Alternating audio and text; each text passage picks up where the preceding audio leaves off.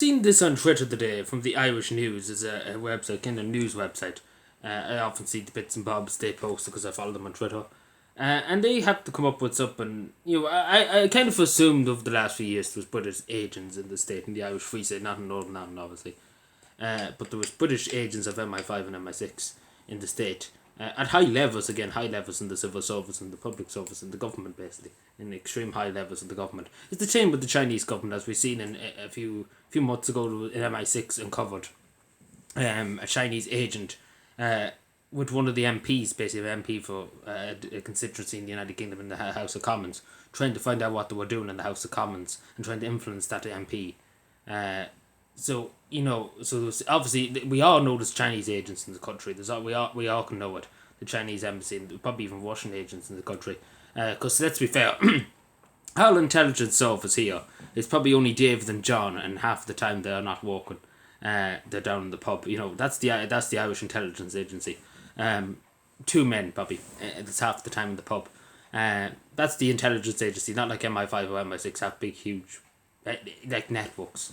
I don't even think we could find an agent in the country even if we tried. But again, it's not surprising because they probably never left the agents in British agents in the state. Because obviously the British do have a strategic interest, obviously, in knowing what's happening in the Irish government. In terms of Brexit and things like that, the Northern Ireland Protocol and things like that, they want to know what's happening inside the Irish government. So, and obviously in inside too, and probably getting trade deals and things, not just a few nudges, a few envelopes here and there to politicians, and you know yourself. But it seems to be true in what I read. Now I could be wrong, but I wouldn't be surprised, because we don't see this. Like the British government won't come out in the morning and say, yeah, we have agents in the Irish Republic, because let's be fair. And apparently, again, if there are Irish people that are spying for the British government on behalf of the British government, that's high treason. Let's be fair, that's high treason. They should be in prison for the rest of their life. But if it's British agents, obviously they should be expelled from the country and set back. Whatever country, it's the same if any other country came in with agents, intelligence agency trying to spy on the Irish government and the nation. They'd be set back to the one country and told, not to come back, never to darken the door again. But if there are Irish people that are being paid by other governments to spy on the state, they should never be let out. They never should darken the door outside society. They should be locked up for the rest of their life. Because that is treason. That's high treason. But yeah, I just wanted to bring this to you. Again, it could be wrong because again, it's hard to know. Because as I say, the Irish intelligence service, I don't think could find an agent if he went around in a Chinese in a Chinese military uniform around Dublin. Like, they probably didn't even know there was a Chinese police station in Ireland for a good while. So that just tells you, and again, we have to be honest, like that alone, obviously there must have been, if there was Chinese police in the Irish Republic, there's obviously Chinese agents relating to their intelligence service in the state too.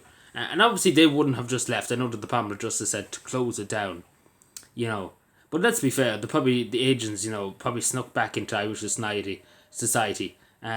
And we wouldn't know them, basically. We wouldn't know their agents. Who maybe some of them might have left, but obviously there's one or two still in the state. Because obviously if they're allowed to operate a police station, it wasn't, they wouldn't hide in it, basically. It was there to be seen. They wouldn't hide in it. Like, generally, intelligence operations, and things that you generally wouldn't come out and say, oh yeah, we're spying on our country. Generally, you would not say that. You try and keep it quiet. So it's in my opinion too, and I said it for a long time, that there is British agents in the state working for the British government, MI6 and MI5. And again, I linked the link in the description, but the post that said about it seems to be pretty legitimate too, that he has seen it over the past few years, suspicious things like that. And it seems to me it sounds true. It does sound true. I could be wrong, but I always believed that the British government did have some kind of insight into the Irish government in what they were talking about, because again, these are high up civil servants and stuff like that. And again, a few brown envelopes, they spill all their guts out. Because again, they do have a strategic interest in Northern Ireland, obviously Brexit.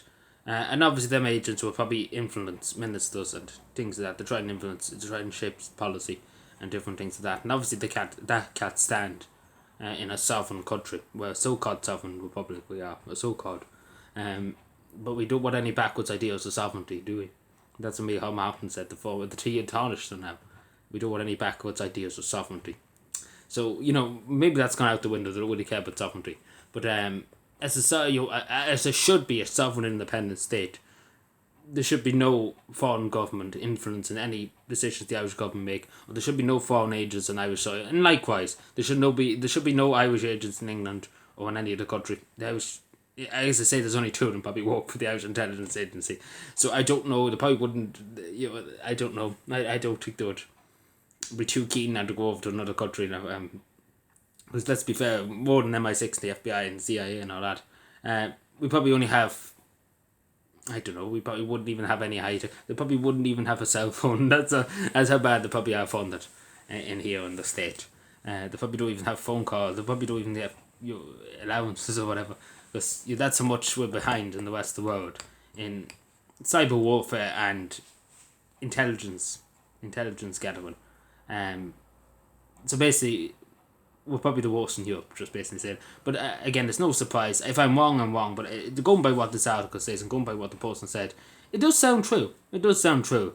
Again, and I wouldn't be surprised because it would be different if it was, like, I don't know, Switzerland had agents in Ireland. You'd be like, why the fuck is Switzerland coming here?